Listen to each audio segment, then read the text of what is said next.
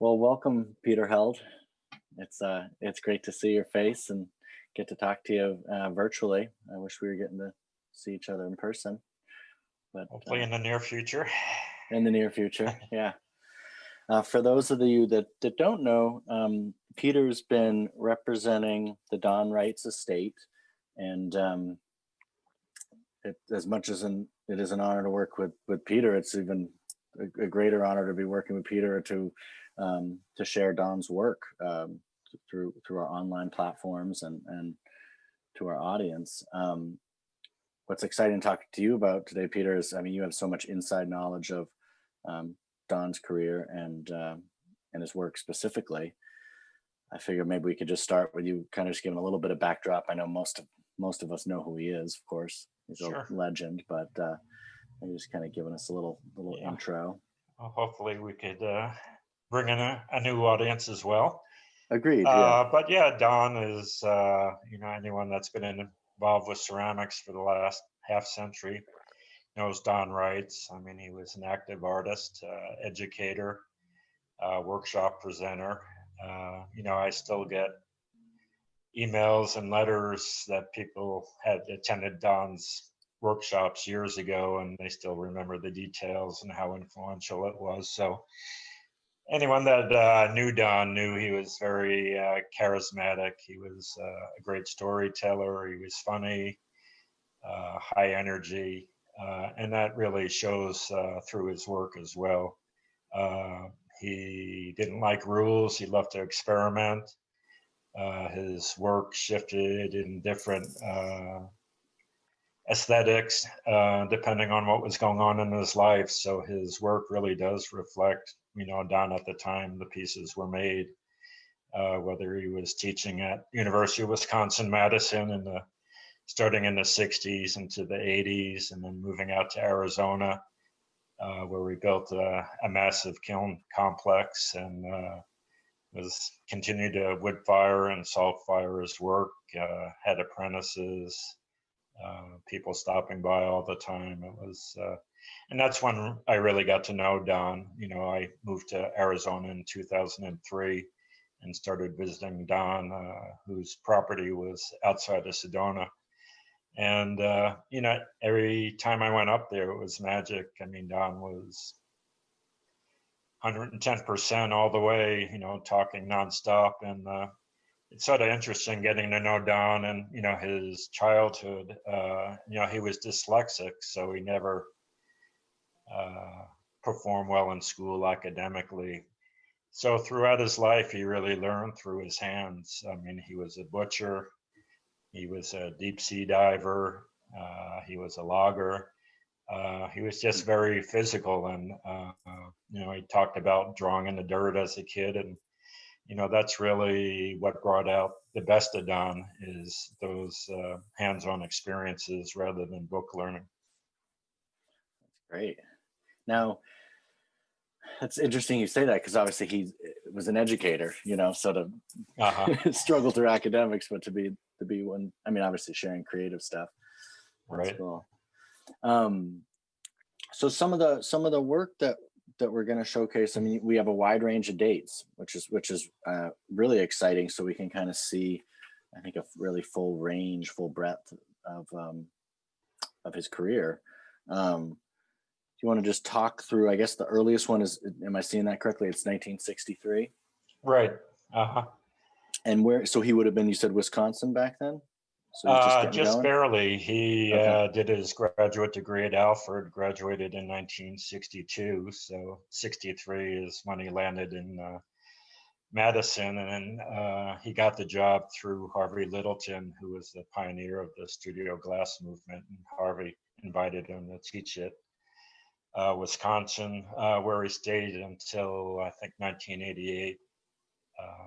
So he was there for quite a long time. And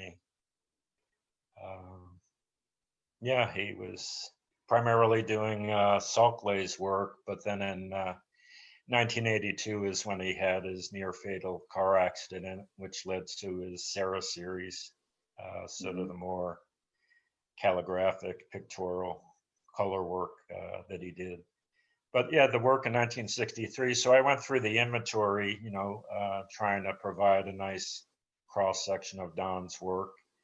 So there are some pieces from the 60s and 70s. But the piece from 1963 is just a very gorgeous, stately, slender vase form, salt glazed, and it's just really a modern classic as far as what Don was producing at the time. Because his training at Alfred, Alfred aesthetic at that time was still sort of in a modernist mode, looking at primarily European, Scandinavian design. So if you think of the early work of people like Ken Ferguson, Bob Turner, they were all making functional work at the time, but very strong, simple forms, but elegant at the same time. Yeah. And that's what this piece does, I believe. So. Yeah. That's awesome. Now the vase from what, 77, so that would kind of fall in that same, or is there an aesthetic shift there that you would call out? As I see like the 63 piece, and then there's the 10-inch tall vase, 77. Is that jogging your can you bring up the image or share your screen? Or I don't have the image of it in front of me. I was just calling it out based on dates. I had the list of dates here. Okay. It's okay if we don't dive into that. I was excited about potentially drawing a connection between 63 and 77 there, because then we move into, which we can talk more about, there's a lot of work from the 90s. Right. So I'm seeing some T-bowls from the 90s. So that would be shifting more into the wood fire work then? Or yeah, so while Don was still at Madison, he was coming out to Arizona. He was a good friend of Don Bendel's at Northern Arizona University. And, they, along with the Japanese potter Yukio Yamamoto, built a large Noboragama kiln. So Don already had, some experience firing that kiln prior to moving to Arizona. Okay. But when he moved to Arizona, he built his own anagama kiln, which he called the Reitzagama. He also had a train kiln, several salt kilns. So I think in total he had about 14 kilns on his property. And so he, depending on what he was trying to achieve, would utilize the kiln that was appropriate. And some of the work is both wood-fired and salt-fired combined. But, Don's earlier training, just think he was doing his undergraduate work in the 1950s. And he was originally thinking he would become a painter, and was definitely influenced by the abstract expressionist artists of the time. And I think if you look at, some of the T-bowls and the trays and the surfaces that Don was able to achieve, it was a direct influence of sort of intuitive, gestural, in the moment kind of decoration. The great thing about people that studied at Alfred, they get a deep education on the technical aspects of ceramics. So, Don learned early how to fire kilns and what chemicals did what to which glazes. And of course, Don was sort of the leader in salt firing. He started in the 60s, but it was really in the 1970s where he really was creating some of the most innovative salt glaze work in the country at the time. Agreed. Yeah. So none of his surfaces are flat. They all have, you could look at them, some of them as paintings. Some of those trays with the wide open surfaces, you could get lost in them. It's sort of almost like looking at the cosmos. It's rich in color, surface, has a lot of depth to it. And, as you well know, a lot of ceramic artists that salt or wood fire, after years of experience, they know kind of what to expect, where to place the pieces in the kiln, what results that might be achieved. And Don certainly had that understanding, but he always loved a sense of improvising and and chance in his work as well. So there was always an element of surprise, as always, when opening up a kiln. Yeah.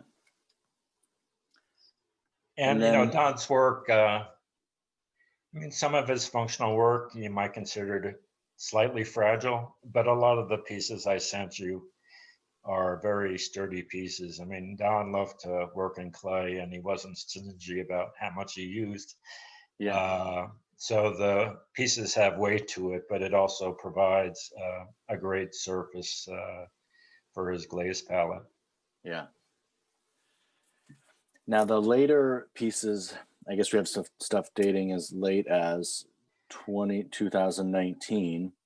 No, there's not 19.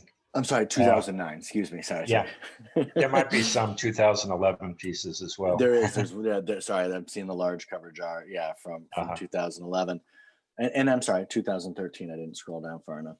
Yeah. So as we get into his later years, is there any aesthetic shifts that you want to feel the need to call out, or do you feel like, I mean, I feel a little bit more naive looking at the work. I mean, I feel like there's a continuity throughout his whole career for me, you know, but you kind of having a sense of, I think, more of the nuances. Yeah, of him, you know, if there's like you know, the older he got, you know, he relied a little more on apprentices to help throw forms, and then he would join pieces or manipulate them. So he was never encumbered by, you know, the physicality of making the work, because he had extra help. So, you know, there's one large jar in particular, and it is a continuum. You know, it's very gestural, it's very rich in surface. Again, he used clay as, you know, a palette for his visual expression. What's also exciting is I you know, I look forward to everyone seeing the varied price points, because I think we have some entry level pieces for some of the younger collectors available, right up to some really signature pieces. Yeah, and which I appreciate you kind of giving us that diversity of work. Yeah, because you know, I mean, when Don was alive, he was his best salesman. He could sell the shirt off anyone's back. But yeah, my goal was in a selection sort of represent different forms, different firing techniques, and different dates. We don't have very many of the Sarah pieces left, so they're not included. But I felt for the salt and wood firing works, the selection I provided was a great cross section and representative of Don's work, primarily in the last 20 years. Did you ever get to meet him or interact with him? Briefly, yeah, but it was more like, how do I put it? It was brief, and it was just like, kind of like, what was I? Probably was like 20, so it was almost 20 years ago. You know, a quick handshake, and just like, oh my God, I met somebody I idolize. And it's funny to reflect back on things like that as I've grown older, because he's just a normal person too. You know what I mean? I mean, not taking away from how talented he is, but as I've gotten older and gotten to know other great, you know, figures in our community, it's funny when you're that young and you just get so sort of starstruck by people. And so I didn't have anything to say, you know, other than like, hi, nice to meet you. And then it was just like, move along, you know. So that would have been, gosh, I think I was 20. It would have been, it was a Kansas and Sika. Yeah. But it was just like, hi, you should say hi to this person. You're like, okay. Yeah. No, he was approachable to everybody. I mean, he loved to talk, and really didn't matter who he was talking to sometimes. And sometimes it was hard for him to stop talking. So yeah, no, he was great. Awesome. Well, Peter, thanks for taking your time out of a Friday afternoon for us. And I look forward to chatting more with you soon, and keep you updated. Okay. Yeah. Let me know if you need anything else. I will. Alrighty. Thank you so much. We'll chat soon. Yeah. Have a good weekend. You too.